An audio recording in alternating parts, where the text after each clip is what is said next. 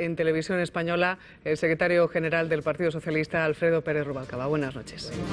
Nos acompañan en esta entrevista los mismos 5 periodistas que la semana pasada participaron en esa entrevista con el presidente del Gobierno. Son los representantes, periodistas de algunos de los diarios más representativos del país. Les saludamos. Anabel Díaz, buenas noches. Hola, buenas noches. Victoria Prego. Buenas noches. Ignacio Camacho, bienvenido. Hola, muy buenas noches. Carmen del Riego. Muy buenas noches. Y Pilar Gómez. Hola, buenas noches. Empieza así la entrevista a Alfredo Pérez Rubalcaba.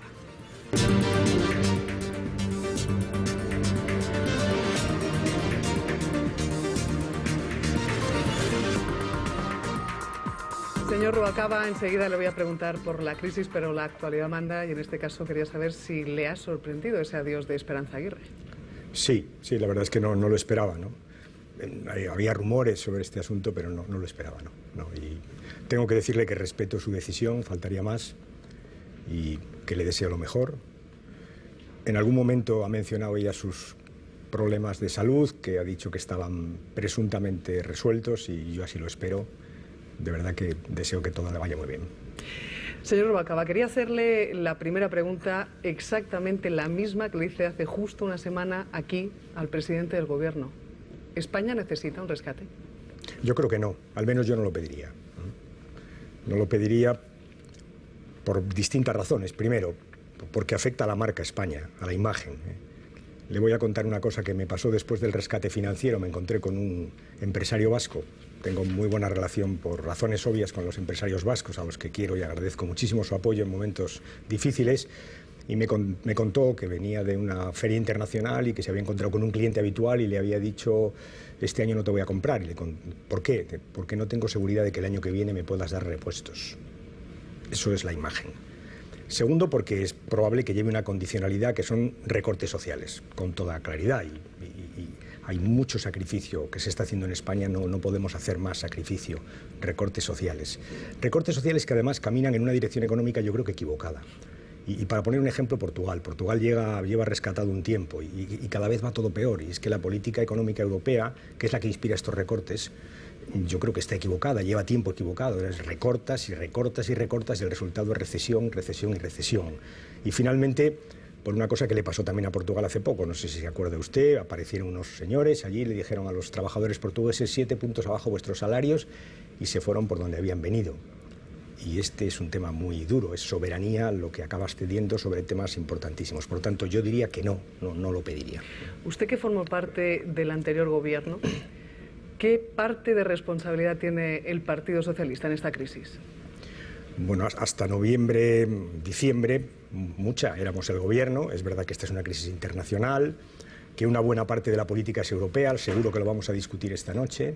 Los rescates, política europea de crecimiento, en este caso más que de crecimiento, de ajuste, que es lo que estamos haciendo equivocadamente, por tanto una responsabilidad. Después poca, porque es verdad que no comparto muchas de las cosas que se han hecho. Es más, he hecho varias veces propuestas de acuerdo, porque creo que es bueno para mi país, y no he tenido mucho éxito. Por tanto, desde diciembre para acá poca, pero es cierto que gobernamos, faltaría más, y hay un sustrato de la crisis que tiene origen en nuestro tiempo y que nosotros no supimos resolverlo. Por eso los ciudadanos nos mandaron a la oposición. Anabel Díaz.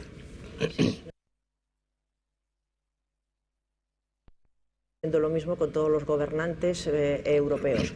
Pero centrándonos en la socialdemocracia, ¿usted cree que la socialdemocracia está a la altura de la crisis económica tan brutal que afecta a Europa o a España? ¿Dónde están las propuestas de la izquierda, de la socialdemocracia?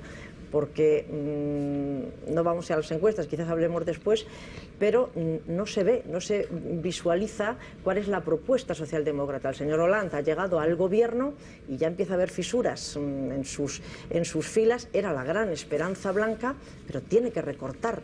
Es que no hay otra salida. Al final, cuando la izquierda llega al gobierno, también solo puede recortar. No. El señor Hollande ha hecho un ajuste de su presupuesto, como estamos haciendo todos. El problema no es ajustar, el problema es el ritmo al que ajustas y quién paga el ajuste.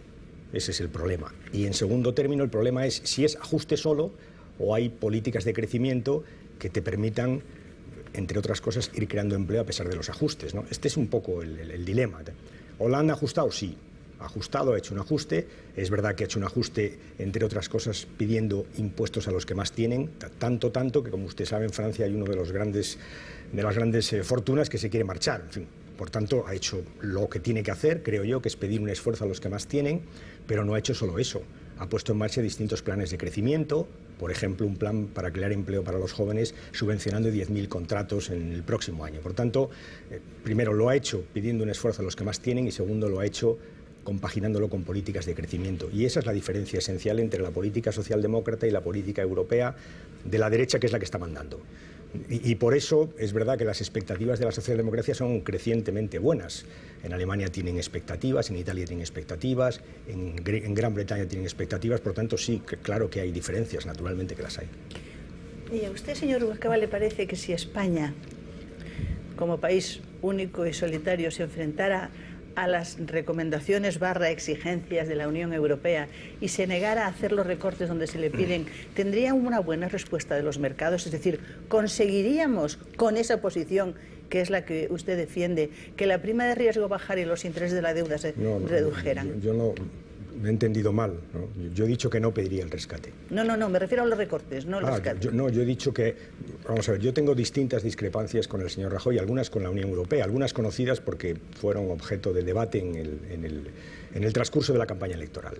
Yo creo que Europa está metida en una senda de ajuste y ajuste y ajuste que nos está llevando a lo que nos está llevando. Porque por ahí le pregunto. Y hace ya algún tiempo, antes de la campaña, dije, oiga, es que con este ajuste no llegamos. Es que no hay país en el mundo que pueda ajustar 5 puntos de PIB sin que sus ciudadanos sufran y su economía se resienta. Y efectivamente, todos hemos tenido que revisar los objetivos de déficit. En España 2 veces, en Portugal lo acaban de hacer.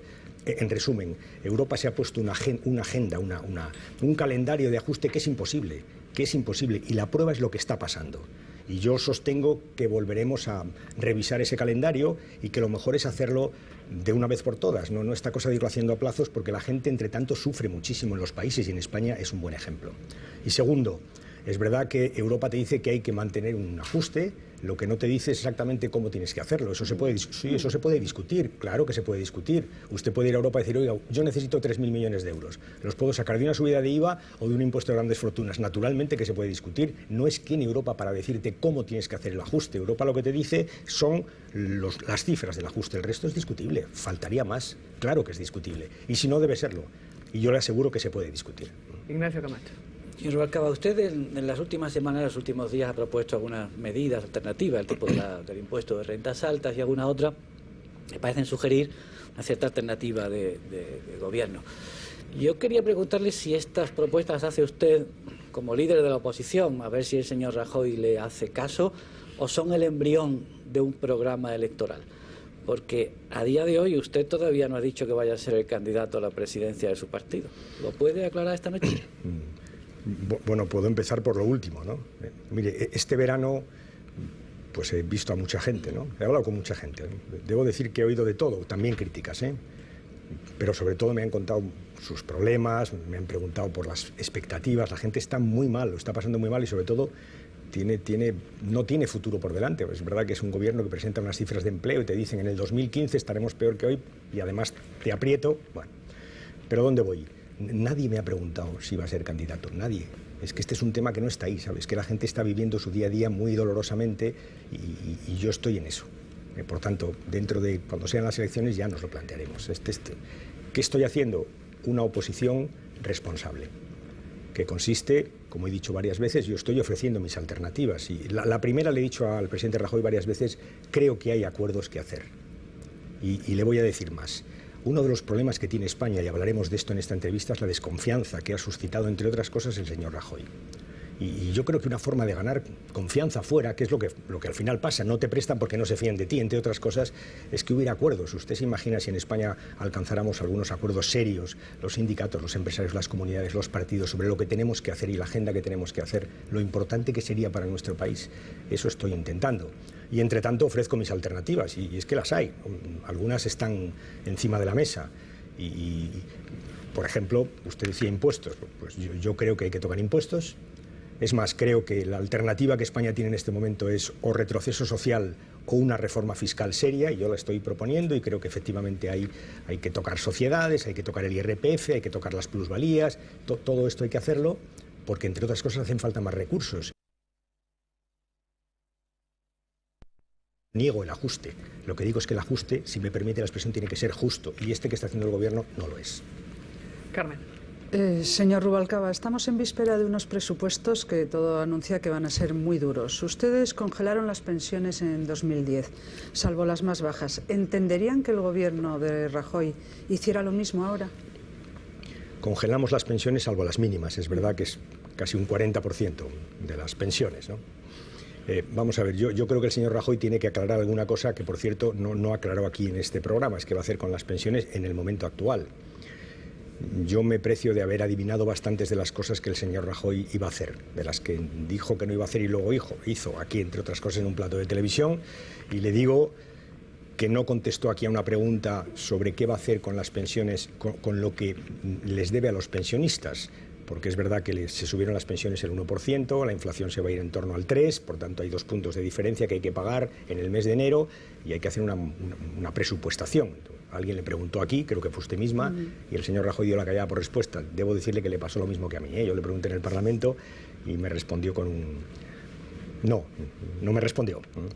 Bueno, ahí hay un problema. Yo creo que no quiere responder no porque no sepa, sino porque no quiere.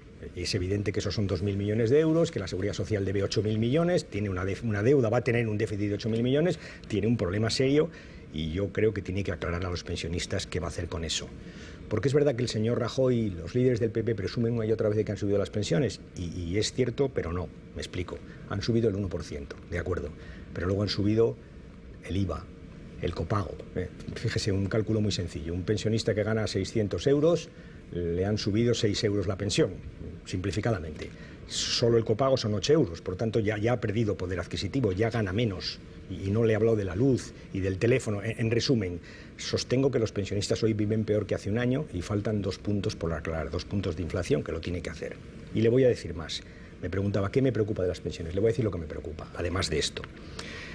Hay en las propuestas del señor Rajoy, los papeles que envió España a Bruselas, en algunas cosas que él ha dicho en el Parlamento, hay 2 propuestas encima de la mesa que creo que van a salir adelante, que son las siguientes. Primera, van a acelerar el calendario de ampliación de la jubilación a los 67 años. Lo van a hacer y lo tienen que aclarar, porque la gente que tiene 60, 61, 59 tiene una perspectiva vital, conviene que lo aclaren. Yo creo que lo van a hacer, es más, estoy seguro de que lo van a hacer.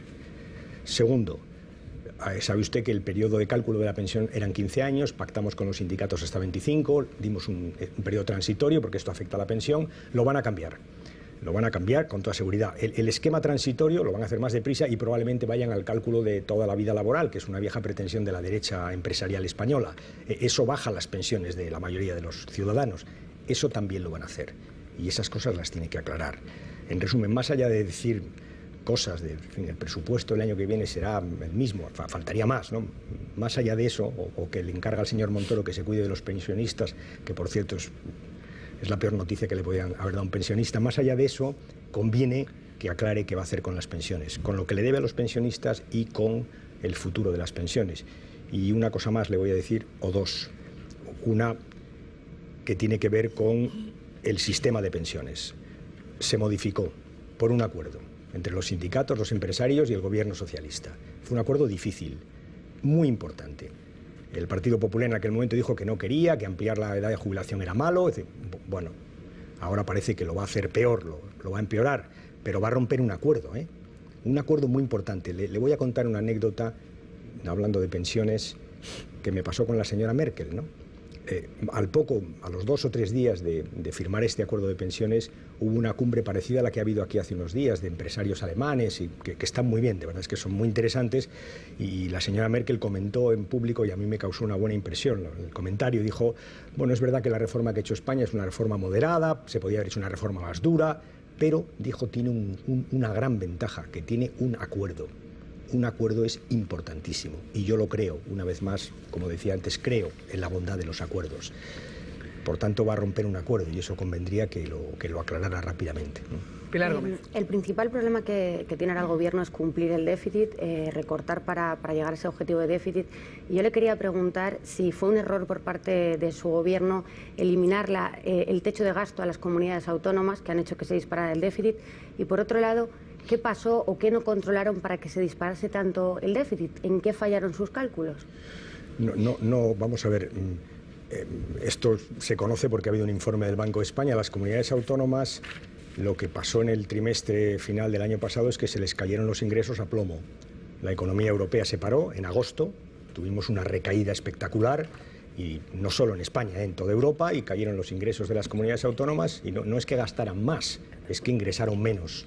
Eso es lo que pasó en España y en un país, por ejemplo, tan importante como Holanda, que incurrió en un problema de déficit. Eso es lo que pasó. Es verdad que el señor Rajoy dijo que era herencia del gobierno de Zapatero. Oiga, el Estado dejó las cuentas impecables, las comunidades fueron entregando sus cuentas y efectivamente en febrero y marzo vieron que no cuadraban. En febrero o marzo. Lo digo para aclarar aquello de si sabíamos o no sabíamos. No es posible que el gobierno supiera en noviembre lo que las comunidades autónomas dijeron en marzo. Comunidades autónomas, por cierto, del PP, casi todas. Por tanto, quien sabía cómo iban las cosas seguro era el señor Rajoy. Eso es lo que pasó. Y le voy a decir más. Eso pasó en muchos países de Europa. Y ese es el resultado de cuando no creces, es que te caen los ingresos. Te aumenta algún gasto, por ejemplo, el desempleo. Y te caen los ingresos y se te va el déficit. Y ese es el problema de la política europea, que está metida en los ajustes y los ajustes y los ajustes, y por eso Portugal ajusta y nunca llega, porque al final el ajuste conduce a depresión y la depresión conduce a desempleo y el desempleo conduce a más déficit. Este es el problema que tiene la política europea. Por eso creo que tenemos que combatir el déficit, que nadie me entienda mal. Claro que hay que combatirlo. Hay que hacerlo con un calendario razonable, que permita que la economía respire y al mismo tiempo acompañada de programas de crecimiento que tienen que ser europeos y que tienen que implicar a países como Alemania, que tiene que crecer para hacer de motor de la economía europea. Vamos a entrar en otros asuntos, señor Rubalcaba. ¿Hasta dónde estaría usted dispuesto a llegar para resolver la situación abierta en Cataluña después de esa manifestación del 11 de septiembre? Le pregunto, ¿el modelo federal que plantea el PSC, los socialistas catalanes, sería para usted una solución, una alternativa? Déjeme que le diga, primero, en Cataluña hay una situación difícil, no es un lío, ni una algarabía, es un problema político. Cuando hay miles de ciudadanos que salen a la calle a decir que quieren la independencia, pues hay un problema, ¿no? Que no viene de ahora, que es antiguo, que si me permite la aproximación emocional, tiene que ver con un sentimiento de incomprensión que es mutuo. Hay muchos catalanes que piensan que en el resto de España se les desprecia, no se les aprecia, no se les comprende. Hay muchos españoles del resto de España que piensan que los catalanes quieren irse. En fin, esto ha ido creciendo y creciendo y creciendo, y ahí hay un problema que tenemos que resolver. Porque yo creo, y esta es mi primera afirmación, que Cataluña y España están mejor juntas, sin ninguna duda. Lo creo firmemente. Por tanto, que no es un problema de ruptura, sino lo contrario. Segundo, hay dos presidentes de gobierno, el señor Mas y el señor Rajoy, que llevan un año gobernando juntos. Me explico. Convergencia en Madrid apoya todo lo que hace el PP y el PP ha apoyado los presupuestos de Convergencia. Entonces, yo tengo que mostrar una cierta perplejidad. Llevan un año gobernando juntos, recortando juntos, y no han tenido tiempo de hablar de este problema. No me parece sensato que el señor Rajoy no le haya hablado al señor Mas de España y que el señor Mas no le haya hablado al señor Rajoy de Cataluña, porque mientras pactaban recortes y recortes y recortes, tenemos un problema, ¿no? Tercero, hay que arreglarlo. Y este tipo de cosas solo se arreglan con diálogo y con acuerdo. Hay que dialogar, y es verdad que el Partido Socialista ha fijado su posición, y mi posición es pedirles al señor Mas y Rajoy que dejen las tijeras, que cojan el hilo, la aguja y suturen.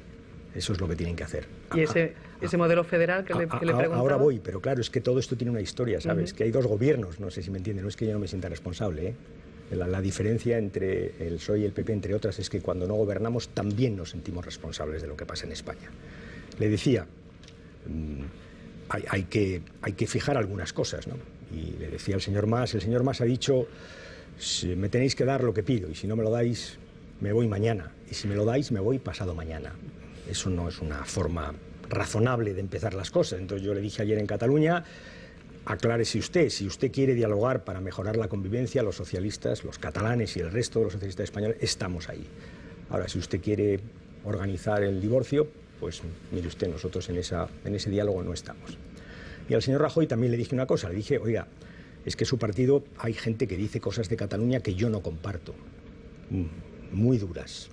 Si usted quiere dialogar, respetando lo que es Cataluña, que tiene sus singularidades lingüísticas, culturales, que tiene su autogobierno, que tiene sus problemas de financiación. Si quiere dialogar para eso, yo estoy. Ahora, si quiere usted empezar una campaña contra Cataluña, yo en eso no estoy. Y ahora voy al último tema. Fíjese, a mí la palabra federal no me asusta porque convivo con ella, ¿sabe? Yo soy el secretario general del PSOE y mi ejecutiva se llama Comisión Ejecutiva Federal. Y el Congreso que me eligió se llama Congreso Federal. Y el comité de mi partido se llama Comité Federal. Por tanto, a mí esa palabra no me asusta. El Estado autonómico ha sido muy bueno, creo, para nuestro país. Muy bueno, aunque ahora esté cuestionado. La crisis nos está obligando a revisar algunas cosas y hay dos posiciones extremas, le diría. Me estoy alargando mucho, pero es que es un tema muy complejo y así, igual con una intervención, lo resolvemos. Hay dos posiciones extremas. Hay quien quiere retroceder, recentralizar. Yo no. Yo quiero avanzar y avanzar para mí son dos cosas. Uno, resolver los problemas que tiene el Estado autonómico, que los tiene. Duplicidades, ineficiencias, burocracia excesiva, todo eso hay que resolverlo, hay que simplificarlo, hay que hacerlo mejor. Y tiene un segundo problema, que es que le faltan algunos elementos fundamentales. Y ahora voy al federalismo. Mire, yo cuando voy por Europa tengo que explicar lo que es una comunidad autónoma. Y entonces no es fácil. Y la forma de explicarla siempre es la misma. Es decir, pues mira, es lo más parecido a un Land alemán, que es un Estado federal, como Austria, como Estados Unidos. Que es verdad que nosotros creamos un Estado autonómico que tiene características de Estado federal, las comunidades autónomas, pero no le llamamos federal por aquella cosa de la red. Ahora, le faltan algunas cosas. Por ejemplo, fíjese, para que todo el mundo lo vea claro, le falta un Senado autonómico.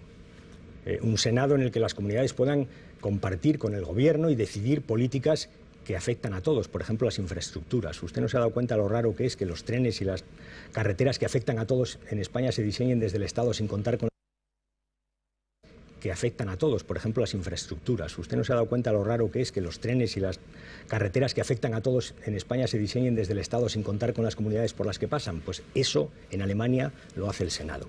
¿Dónde voy? Hay que hacer reformas en nuestro Estado autonómico para mejorarlo, para acabar con esas duplicidades y al mismo tiempo para completar en cosas que faltan y ese completar lo debemos hacer mirando a los países que tienen estados federales, que tienen estos instrumentos de cooperación, que tienen instrumentos para fijar la posición del conjunto de un Estado cuando ese Estado tiene distintas partes, el Estado y las comunidades autónomas. Eso nos falta y eso hay que encarrilarlo y yo lo haría por ahí. Victoria Abreu. Yo tengo una pregunta concreta, pero tengo que hacer un comentario primero. ¿Usted cree de verdad que al Convergencia y Unión, a los nacionalistas e independentistas catalanes, una estructura federal no se les queda archipequeña a estas alturas de la vida política española? Porque yo creo que están mucho más lejos. Y la pregunta FETEN. ¿Usted, si fuera presidente de gobierno, negociaría el pacto fiscal? Vamos a ver.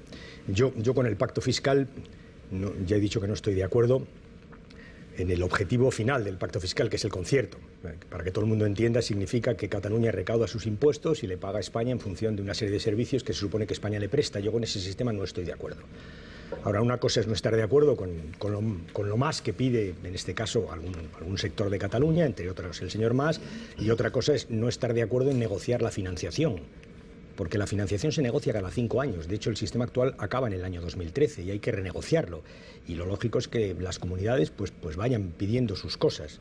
La semana pasada lo hizo la Comunidad de Madrid, lo hizo la entonces presidenta Esperanza Aguirre, todavía lo es, Esperanza Aguirre, y dijo que quería un sistema distinto y está dentro de la lógica que este sistema financiero cada 5 años, como dice la ley, se revise. Y en esa lógica hay que hablar con todas las comunidades autónomas, también con Cataluña, y hay que escuchar a Cataluña, porque seguramente hay cosas que plantea que tiene razón, y habrá que intentar armonizar sus peticiones con el resto de las comunidades autónomas. Por tanto, yo sí negociaría con el señor Mas un sistema de financiación, pero diciéndole que concierto no, que no estoy de acuerdo con esa fórmula.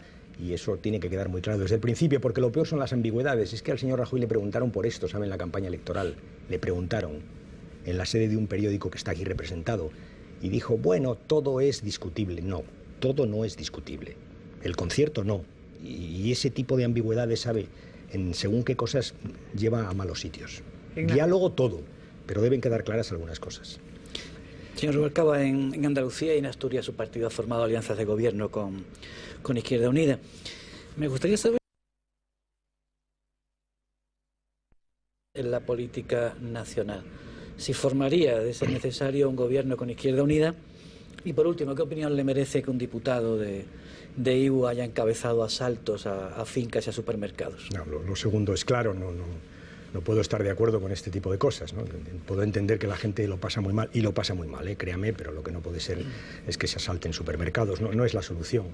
Y lo primero, no cabe hablar ahora de pactos con Izquierda Unida en el Parlamento español, porque el PP tiene mayoría absoluta y, por tanto, por mucho que sumemos, ese es un problema, ¿sabe? Es que no nos hace ni caso. Esto de la mayoría absoluta, ni caso. No, pensaba el otro día, fíjese, el otro día hicimos, política, el otro día pasó, pero como me ha hablado del Parlamento, el otro día votamos 30 veces en la Diputación Permanente, 30 veces, toda la oposición, para pedir la comparecencia de algún ministro, por ejemplo, del señor Arias Cañete, porque España estaba ardiendo todo el verano. 30 no es. Este es el problema, ¿no? Bueno, yo creo que hay un gobierno. A mí el gobierno andaluz, reconozco que me gusta las cosas que dice. Antes hablábamos de la economía y hablábamos de la sanidad. Fíjese cómo además sirve para hablar de modelos socialdemócratas, porque todo el mundo está de acuerdo en que tenemos que ahorrar en sanidad. Y entonces, ¿qué ha dicho Pepe Griñán? Hombre, vamos a hacer una subasta de medicamentos. ¿En qué consiste? Consiste en que, como es verdad que la sanidad pública compra muchos medicamentos, podemos decirles a las empresas: compraremos el más barato y bajamos los precios. Esa es una forma de ahorrar. Y el gobierno tiene otra, que es: vamos a meter el copago. Lo ve Victoria como si hay modelos distintos, Andalucía y en este caso el señor Rajoy, el señor Griñán y el señor Rajoy. Por tanto, hay un gobierno en Andalucía que está haciendo cosas para salir de la crisis pensando en el conjunto de los ciudadanos, sobre todo en el que más tiene. Pero la pregunta era si usted está dispuesto a converger con la izquierda en detrimento de esas alianzas con los nacionalistas que hasta ahora han servido siempre que un gobierno no tenía mayoría, y ustedes mismos se han apoyado. Pero fíjese, me habla usted de algo que va a pasar cuando haya elecciones generales, y yo de momento, sabe, estoy en esto que le decía. Es que lo que me preocupa es que los ciudadanos, créanme, lo están pasando muy mal. Y estoy hablando de educación y de sanidad. Oiga, si coincido con Izquierda Unida en el Parlamento, pues no me importa. No me importa. También he coincidido con Convergencia en alguna votación, no me importa. Es verdad que el núcleo esencial de las reformas del gobierno y de sus recortes, Convergencia los ha votado, bueno, algunos no voy a decir que todos. Por tanto, yo tengo mi política, creo que estoy haciendo aquello para lo que me comprometí con los ciudadanos en la campaña, que es defender la sanidad pública, la educación pública, crear empleo, tratar de crear empleo en una situación muy difícil. Y si en ese camino coincido con Izquierda Unida, pues créanme, no me preocupa en absoluto. Anabel. Sí, señor Rubalcaba, eso es verdad. En el Parlamento ustedes llevan su política y normalmente convergen poco ni con Izquierda Unida, no mucho, en pedir comparecencias de ministros y del presidente del gobierno. No. Y en pero leyes, bueno, la impresión que sí. tenemos es que ustedes van por libre, que tampoco quieren llevar demasiados compañeros de viaje. Pero, No. Bueno, se puede ver por ejemplo, estadística de fíjese votaciones. en los recortes y tal, hemos estado igualmente firmes, hemos votado siempre que no. Iniciativas, pero bueno, vamos a ver. Siempre que no. Pero en fin, es verdad, cada uno tiene sus iniciativas. Eso es, cada uno tiene sus iniciativas. Sin embargo, en la calle ustedes están yendo a todas las manifestaciones, en principio, que convocan los sindicatos y las organizaciones. En estos momentos, por 200 y pico organizaciones, pues están haciendo una plataforma con mayor o menor éxito, pero la gente está saliendo a la calle. Sin embargo, en las encuestas, los partidos políticos están muy mal valorados. Tanto el Partido Popular como el Partido Socialista están muy mal valorados. Yo no sé si esto les lleva a la reflexión que pueda pasar que los ciudadanos pasen de los partidos políticos, tanto del PP como del PSOE. Por ejemplo, en Portugal la última manifestación, bastante multitudinaria, ha salido espontánea, con plataformas, grupos organizados, pero pasando de partidos y de sindicatos. ¿Puede pasar esto, señor Rubalcaba? ¿Esto no sería motivo de que usted hablara con el señor Rajoy diciendo esto nos supera? Incluso ustedes que van con los sindicatos, a lo mejor llega un momento que los ciudadanos no les dejan ni que se agarren a la pancarta. ¿Puede pasar esto? Vamos a ver, me ha hecho usted muchas preguntas, ¿no? Es una reflexión compleja. Primero, ya he hablado varias veces del señor Rajoy, de mi voluntad de acordar. Es verdad, para que no queden las cosas oscuras, que cada día que pasa las cosas son más complicadas. Le pongo un ejemplo, ¿no? Hay que hablar de educación, quieren hacer una nueva ley. No está mal que hablemos de educación, pero claro, lo que no pueden pretender es que hablemos de educación y nos olvidemos de lo que ha pasado. Es que han subido las tasas universitarias y han bajado las becas. ¿Y sabe qué pasa? Que cuando suben las tasas y bajan las becas, sufre la igualdad de oportunidades. A mí me ha escrito una señora de Cuenca hace poco diciéndome una cosa tremenda, que tiene que optar, que no puede pagar 2 matrículas universitarias. Eso está pasando. Por tanto, lo que le digo al señor Rajoy, oiga, cada vez que usted adopta una medida con la que yo no estoy de acuerdo, usted está cerrando el espacio del acuerdo. Un acuerdo que yo creo que sería muy bueno. Un acuerdo económico, un acuerdo sobre la estructura del Estado y un acuerdo europeo. Ahí, por cierto, las cosas van mejor y ahí es verdad que tenemos políticas comunes y que defendemos cosas comunes en Europa. Eso respecto al señor Rajoy. Respecto a la calle y a los partidos, oiga, que hay desafección política, no le quepa duda, muchísima, por distintas razones, entre otras cosas porque los partidos no arreglamos. Nosotros cuando gobernábamos no fuimos capaces de arreglar la crisis y el Partido Popular, debo decirlo, que en 9 meses todo lo ha puesto peor. Es que no encuentro nada que vaya mejor en 9 meses. La verdad es que, y eso crea una cierta desafección. Es verdad que somos partidos bien distintos y creo que aquí estamos esta noche viendo hasta qué punto defendemos políticas diferentes, aquí, fuera de aquí, pero es cierto que hay desafección y nosotros tenemos que tomar nota de esa desafección. Oiga, si los ciudadanos no confían en nosotros, tenemos que procurar ganarnos su confianza. Y para ello, ¿qué hay que hacer? Bueno, pues evidentemente cambiar los partidos, abrirlos. Los partidos suelen ser muy cerrados, muy endogámicos. Yo les digo a mis compañeros, no hay que abrir las agrupaciones, hay que salir a la calle y estar con los ciudadanos. Eso es también ir a las manifestaciones si uno cree que tiene que ir. Hay que hacerse cargo de cómo están las cosas, de lo mal que está la gente. Hay que hacer más partidos más participativos. Tenemos que dar una vuelta al sistema electoral, lo tenemos que hacer. Diputados, lo tenemos que hacer.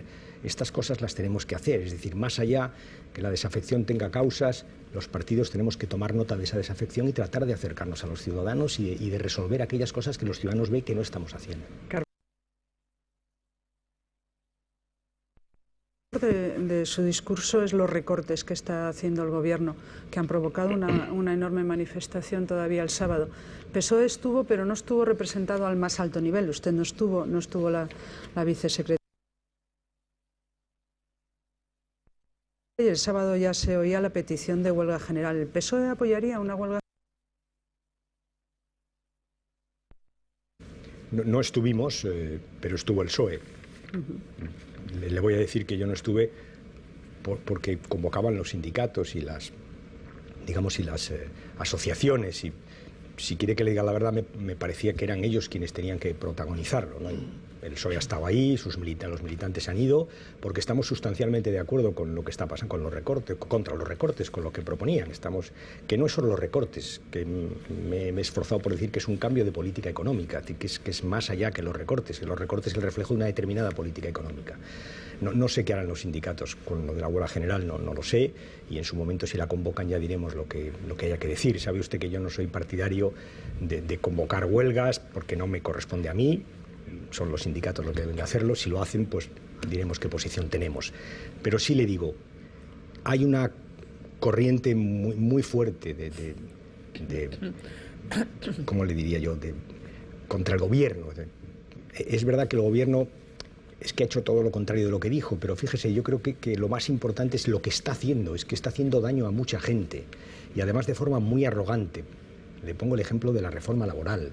Es que no se puede reformar el mercado laboral así, sobre todo cuando tenía un pacto de rentas encima de la mesa, que era un pacto magnífico, que suponía moderación salarial y moderación de beneficios. Es que despreció un magnífico pacto para nuestra economía y para nuestras relaciones laborales para hacer una reforma laboral que es tremendamente dura y que, entre otras cosas, deja a las pequeñas y medianas empresas, las va a dejar sin la protección de los convenios colectivos. Cuando la gente necesita más protección, el gobierno se la quita. Todo eso está creando un caldo de cultivo social muy negativo, que además creo que ha hecho que el gobierno pierda realmente su mayoría social, la que tuvo en las Cortes, en las elecciones, yo creo que ya no la tiene. Y yo le pido al gobierno que escuche eso que está pasando, que escuche, que hable con la gente, que se reúna con la gente. Oiga, el otro día recibió a los sindicatos, pero lo recibió después de que lo recibiera la señora Merkel. Es que lo recibió porque la señora Merkel le llamó y le dijo: oye, Mariano, que es que he recibido a los sindicatos españoles. ¿A usted eso le parece razonable? Ese es el problema, es que hay mucha arrogancia en el gobierno. Por tanto, aparte de las equivocaciones hay arrogancia y creo que es muy bueno discutir y hablar, aunque no se llegue a acuerdos. Nosotros con los sindicatos llegamos a acuerdos y tuvimos también nuestras confrontaciones, pero nunca, fíjese, nunca nos levantamos de la mesa, nunca. Usted ha puesto como ejemplo el gobierno del señor Griñán. Yo le quería preguntar porque el gobierno del señor Griñán está ahora siendo investigado por la trama de los ERES, que es un fraude de dinero público en torno a 1.000 millones de euros, donde hay cargos o militantes del PSOE implicados. Yo le quería preguntar qué valoración hace de eso, que también es parte del gobierno del señor Griñán, de su gestión, y si el señor Griñán finalmente tuviera que responder judicialmente, no sé si como testigo, tuviera que ir como imputado, ¿cree que podría mantenerse en su cargo? Y también aprovecho para mantener, ahora que hablamos de imputado, introducir otro elemento que sería las elecciones gallegas. El señor José Blanco, por el hecho de estar imputado en un proceso, en una investigación, ¿puede ir a las listas electorales o está inhabilitado para ello? Las listas están hechas ya en Galicia. Pero quiero saber si tiene algo que ver. Se votaron hace tiempo. Sí, El señor Blanco es diputado por el Parlamento Nacional. No hay ningún problema, entonces, en que un socialista esté imputado para ir en las listas o no. Créame, no entiendo la pregunta. El señor Blanco... Solo le quiero preguntar si el hecho de estar imputado afecta o no en que pueda ir a las listas un socialista, en este caso el señor Blanco. Le estoy diciendo, el señor Blanco en este momento es diputado, está imputado, y fíjese, le voy a decir más, lo dije un día en Galicia y hoy lo voy a hacer otra vez. Yo creo firmemente en su inocencia, firmemente. Y estoy seguro de que el Tribunal Supremo acabará la investigación y dirá que es inocente. Eso... que le quede claro, ¿no? Firmemente en su inocencia. El tema de los seres, hay un proceso judicial, soy respetuoso, pero fíjese, evidentemente hay cosas que se han hecho mal, muy mal, garrafalmente mal, y eso me lleva, si me permite, al tema de la desafección política, porque es verdad que los partidos tenemos ese tipo de problemas, ¿no? Tenemos casos de corrupción que son tremendos para los ciudadanos. Y yo tengo una teoría que he contado en distintas ocasiones. Hemos atajado, o hemos intentado atajar, que no lo hemos conseguido, la corrupción, poniendo penas muy severas, que está muy bien. El que hace algo tiene que pagarlo y tiene que devolverlo. Me parece muy bien, pero el problema es que cuando un político se sienta en un banquillo, el mal se sienta en un banquillo, le juzgan y le condenan, porque hay presunción de inocencia, pero el mal ya está hecho, ¿sabe? El problema es que los países más serios, los que luchan mejor contra la corrupción, lo que hacen es poner cosas para evitarla. Y eso es lo que tenemos que hacer aquí. El Código Penal lo tenemos bien redactado, es durísimo con los políticos, como deba de ser, pero yo creo que teníamos que esforzarnos por prevenir la corrupción, por prevenirla. Y le voy a dar una receta que se me ocurre. En las administraciones públicas hay una cosa que se llaman interventores, que son los que gestionan, los que aseguran que el gasto público es correcto. Es decir, que si emites una factura tienes la partida presupuestaria correspondiente. Durante mucho tiempo las administraciones, para agilizar los trámites, que eran muy largos, pues hemos quitado interventores. Oiga, ahora con la informática se pueden volver a poner. Por tanto, yo soy un partidario decidido de la intervención previa. En resumen, la corrupción hay que prevenirla. Y en eso los partidos tenemos mucha tarea que hacer, porque a veces hacemos la vista gorda cuando sabemos que hay problemas, y yo soy partidario de cuando hay un problema cortar por lo sano. Victoria. Bueno, como tenemos poquísimo tiempo, le voy a condensar en dos preguntas importantes, pero muy juntitas. Galicia, en términos políticos, se dice, en términos generales, que tanto usted como el señor Rajoy se juegan bastante de su futuro político en las elecciones gallegas. Es decir, que su posición al frente del Partido Socialista, del mismo modo que la del señor Rajoy al frente del Partido Popular y del Gobierno, tienen bastante riesgo según los resultados. Y la impresión es que ustedes pueden perder. Esto por un lado. Y la segunda, País Vasco. Tienen que entrar las dos juntas. País Vasco. Le repito lo que le pregunté al señor Rajoy. ¿Cómo es posible que la opción constitucionalista haya acabado fracasando? Usted me va a decir que no, pero haya acabado fracasando porque va a perder. Primera, la segunda es para una tesis, Victoria. No, bueno, ya, pero es que, primera, vamos a ver, en Galicia yo creo que, oiga, se juega algo más sencillo, mire, se juega, sí. En Galicia el señor Feijóo, que es lo mismo que el señor Rajoy, por mucho que él ahora empiece a hacer divorcios, pero claro, el señor Feijóo vino aquí a pedir permiso, a decirle al señor Rajoy, ¿cuándo convoco? No, pues convoca rápido que vengo con los ajustes. Y fue para allá, ¿sabe? Y alguien que convoca así, pues ya está. Si siguen o si cambian. Antes hablábamos... No, lo que los ciudadanos van a votar no es a Rubalcaba, sabe usted. Básicamente lo que van a votar es si siguen o si cambian. Y le digo, antes hablamos de los ciudadanos que están pasándolo muy mal. y que van a la calle y protestan, y muchos seguramente han votado al PP y piensan, madre mía en la que me metí, ¿no? Es verdad, eso lo escuchas. Yo lo que les digo a los ciudadanos gallegos es que ahora tienen la oportunidad democrática por excelencia para, si no les gustan los recortes del PP y la política que está haciendo el PP, que no va a ningún sitio porque es ineficaz e injusta, votar y cambiarla. Eso es lo que eso es lo que se dilucida allí. Yo, fíjese, no, es que yo no me presento, se lo juro, se lo prometo. Déjeme que le diga. Sin embargo, hombre, lo del señor Rajoy sí que tiene algún matiz. ¿Por qué? Yo creo que hay un riesgo, ¿no? Y es que el señor Rajoy, si gana, diga barra libre. ¿Sabe lo que le digo, no? Legitimación, adelante con los faroles. Y yo creo que eso los gallegos también lo tienen que tener en cuenta. País Vasco. Oiga, yo creo, ha habido un gobierno de Patxi López, el PP apoyado fuera del... Al final el gobierno no acabó la legislatura porque el PP retiró el apoyo cuando Patxi López le dijo a Rajoy que había recortes que no iba a aplicar. Tiene autonomía para hacerlo y discrepancias, una vez más volvemos a las políticas de fondo en educación, en sanidad, en pensiones, también en el copago. Entonces el PP de allí dijo, se acabó, vale. Dice usted un fracaso, vamos a ver qué pasa en las elecciones. Pero yo le voy a decir una cosa, mire. Patxi López se presentó con dos retos, tres: la crisis que ya empezaba, la libertad y la convivencia en Euskadi. Los dos. Sí, la libertad. Es que estaba ETA, es que el primer gobierno de Patxi López, cuando tomaron posesión, lo primero que recibieron fue una amenaza colectiva de ETA. Yo recuerdo aquello. El sábado estuve con Patxi López en un meeting en Vitoria. Allí en el centro de Vitoria, en la pérgola, al aire libre. ¿Sabe usted? No había camiones, no había nada, estábamos los socialistas con el sol. Oiga, ¿usted sabe lo que es eso? ¿Usted sabe lo que es que mis compañeros en Euskadi vayan sin escolta? ¿Usted sabe lo que es eso?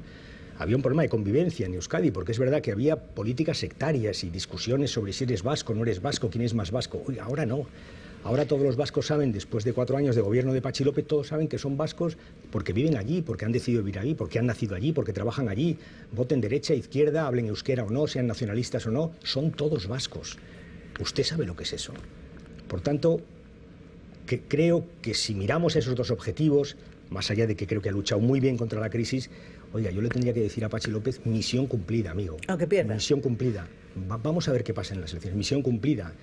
Es verdad que el final de ETA no es la obra de un gobierno, es de todos, empezando por las víctimas, las fuerzas de seguridad. Oiga, pero al final, déjeme que le diga, yo era el ministro del Interior, Zapatero era el presidente del gobierno y Patxi López era el presidente de Euskadi, y le digo, si no llega a ser Patxi López, las cosas hubieran sido más difíciles. Eso se lo puedo asegurar. Estuvo con los socialistas vascos, también en este caso con los socialistas catalanes, y las crónicas políticas hablan de esa fiesta de la Rosa, de ese encuentro frío que tuvo usted con Carme Chacón. ¿Teme el empuje de Chacón? No, frío no. Es que, claro, vamos a ver. Hablo de las crónicas políticas. Ya, claro, pero es que fíjese con lo poco que cuesta preguntar, ¿verdad? Por eso le pregunto. Pero gracias, se lo agradezco porque sí lo aclaro. Es que estuvimos antes juntos, los tres, Pere Navarro, Carme Chacón y yo, los tres, juntos, hablando del meeting. ¿Qué pasa? Luego ella estaba en un lado y yo entré por el otro lado. Y me quedé en el centro, que era mi silla, porque tenía una nube de fotógrafos y de cámaras imposible de traspasar. Pero estuve con ella antes, faltaría más. O sea, que frialdad ninguna, ¿sabe? Temor ninguno. Oiga, es mi compañera, ella perdió un congreso, yo le gané por pocos votos, por cierto, y está colaborando conmigo y trabaja conmigo, y es una magnífica diputada, y por tanto ningún temor, lo que hay es una buena colaboración. Es que los del PSOE somos así, votamos y una vez que acaba la votación, pues todos a lo nuestro, que es lo importante, en este caso la gente que lo pasa muy mal, créame. Anabel. Sí, volvamos a la pregunta también que antes hacía mi compañero Ignacio Camacho sobre si se va usted a presentar. Ya sé que dice que no toca y tiene razón porque queda muchísimo tiempo, pero las encuestas son muy tozudas y muy tremendas, porque en estos momentos dicen que un 57% de los ciudadanos, según la última de Metroscopia, no avala la política del PSOE. No avala la política del PSOE, no sé si porque no les escucha, si porque todavía el peso de la responsabilidad, al haber estado en el gobierno hasta hace muy poco, a los ciudadanos de momento no les quieren escuchar, pero esa es la realidad. Con esta situación, ¿usted cree que va a ser usted el candidato de su partido? A mí me encantan las encuestas electorales, ¿sabe? Aquella, pero digo, el día de las elecciones, cuando vota la gente, esas son las que más me gustan. Ahí sí que hay una muestra. Nosotros perdimos estrepitosamente en noviembre las elecciones. Y después ha habido 2 elecciones autonómicas en marzo, unas en Andalucía y otras en Asturias. En Andalucía no es que nos dieran por muertos, es que nos daban descalabro del Partido Socialista. Mire por dónde gobernamos en los 2 sitios. En Asturias ganamos, con mejor resultado que en las autonómicas del año 11, y en Andalucía quedamos a un punto y gobernamos. Esa es una buena encuesta, ¿sabe? Y los resultados de los 2 sitios, si los compara usted con noviembre del 2011, verá que son significativamente distintos. Por tanto, vamos a darle el valor que tienen. A mí de las encuestas ahora me preocupa mucho más lo que les decía antes, ¿no? Las cosas que uno escucha sobre lo que la gente, cómo la gente vive la crisis, cómo está cambiando sus hábitos, sus costumbres, sus temores. Me preocupa más la parte cualitativa de las encuestas que la parte cuantitativa, que más allá de que repito, hay un resultado hace muy poco tiempo que desvela que, bueno, que las cosas están como están. Y déjeme que le diga una cosa más. Es verdad que el PP se está desgastando muy rápidamente. Es verdad, porque está haciendo lo contrario de lo que dijo, porque además está resultando ineficaz, porque no sabemos a dónde nos lleva, todo eso es verdad, porque yo creo sinceramente que a Rajoy se le está escapando el país de las manos, lo creo sinceramente, al señor Rajoy se le está yendo el país de las manos y eso supone un desgaste en las encuestas. Ahora, si alguien piensa que la gente deja de votar al PP y al día siguiente cambia al PSOE, es que no conoce cómo son las cosas son bastante más complicadas, pero ya le digo, las encuestas, las últimas grandes, de millones de españoles fueron en Andalucía y en Asturias y los resultados están ahí. Ignacio. Sí, señor Rubalcaba, ha hablado antes usted de una nueva reforma fiscal. El PP llega al poder, el primero que hace es subir los impuestos. En Andalucía la izquierda ha subido los impuestos. Los nacionalistas catalanes han subido los impuestos. Los ciudadanos españoles se tienen que resignar a que gobierne quien gobierne, le va a subir los impuestos. ¿Qué fue de aquello que decía Zapatero, de que bajar los impuestos era de izquierdas? Y me gustaría recordarle que ha eludido usted la respuesta a mi compañera Pilar cuando le ha preguntado si Griñán debería dimitir en caso de resultar imputado por los seres. Vamos a la pregunta de impuestos. Vamos a ver. Es verdad que hay subidas de impuestos en todo el mundo porque, entre otras cosas, hay un déficit que corregir, y es verdad, ¿no? El otro día el señor Rajoy insistía aquí en lo del déficit una y otra vez, es verdad, ¿no? Hay que corregirlo. Es verdad que dijo cosas sobre el déficit, dijo, no nos podemos gastar más que lo que tenemos. No. Todo el mundo sabe que la economía funciona justamente porque hay crédito. Las familias compran hipotecas, compran casas porque hay hipotecas, por tanto no es verdad. La verdad es, no nos podemos gastar más que aquello que podamos pagar, eso sí. Y por eso los países tienen un cierto déficit, y las familias. Es verdad que si se te va el déficit, pues entonces tienes problemas para pagarlo y hay que recortarlo. Pero ojo con lo que decimos, porque al final le mandas a la gente unos mensajes que son completamente equivocados. No es verdad. Él habló de líneas rojas y del déficit. Yo le voy a decir, oiga, si al final yo gobernara y para pagar el desempleo y mantener el desempleo tuviera que incurrir en déficit, créame que lo haría. Créame que lo haría. Por tanto, mi línea roja es otra distinta, ¿no? Y todo el mundo está subiendo impuestos. Es verdad que no todo el mundo sube los mismos impuestos. Esa es la diferencia. Habla usted de Griñán. Griñán ha subido impuestos a los que más tienen, a los que más ganan y a los que más heredan. Y IRPF lo han subido todos. IRPF, sí, todos. Sí, pero hay quien toca arriba y quien toca en todos los sitios, ¿sabe? O sea, que depende, ¿no? Pero es verdad que se puede subir de una manera o de otra. Yo le decía antes, usted hablaba de ¿van a cambiar la fiscalidad? Sí, es que fíjese, llegados a este punto tenemos que optar. Hay que cubrir el objetivo de déficit, repito, habría que atemperarlo en el tiempo, hay que hacerlo de otra forma distinta como lo hace el gobierno, porque el gobierno lo que está haciendo es reformando, echando atrás nuestras conquistas sociales, y por tanto el dilema en el que los ciudadanos están es o retroceso social o reforma fiscal. Yo estoy por la reforma fiscal, y efectivamente pues hay que entrar en sociedades, porque todo el mundo sabe en España, y si no lo sabe se lo digo yo, que mucha de la gente que tiene en España no está en el IRPF, no es verdad, están en sociedades, habrá que buscar ese dinero, hay que ver qué tipo de desgravaciones fiscales hay, porque hay gente que tiene desgravaciones fiscales abusivas, hay que ver qué pasa con las grandes empresas en relación con las pequeñas, hay que ver qué pasa con las plusvalías, todo eso hay que revisarlo porque es verdad que tenemos que ingresar más. El problema no es ingresar más, el problema es quién hace más esfuerzo, y esa es la diferencia entre la derecha y la izquierda. Y respecto a la segunda cuestión, no le he contestado, es un lapsus freudiano, es que como no pienso que va a pasar, simplemente se me ha escapado. Pues casi prácticamente hemos consumido los 50 minutos de charla con Alfredo Pérez Rubalcaba, pero antes de decir adiós, tenemos una curiosidad. Usted que ha estado en la oposición y ha estado en el gobierno, ¿qué es más difícil? Gobernar. Gobernar, lo que pasa es que más difícil. La oposición es menos, ¿qué le diría? Bueno, cuando hay problemas la oposición los ve uno desde la barrera, ¿no? Ahora, hay oposiciones y oposiciones. Yo tengo que decirle, y eso es uno de los debates que hay, si mi oposición es buena o mala. Bueno, yo hago una oposición responsable, y como le decía antes a Victoria, yo me siento responsable de lo que pasa en España. Primero porque gobernamos, y segundo porque me siento responsable. Por eso digo las cosas que digo, ¿no? Por tanto, no sufro como cuando estás en el gobierno, pero créame, yo lo paso muy mal, muy mal. Pues señor Rubalcaba, le agradecemos que haya dedicado su tiempo aquí en la televisión pública. Muchísimas gracias. Gracias al señor Rubalcaba y también a los 5 periodistas que esta noche también nos han vuelto a acompañar, a Anabel, a Victoria, a Ignacio, a Carmen y a Pilar. Ha sido un placer.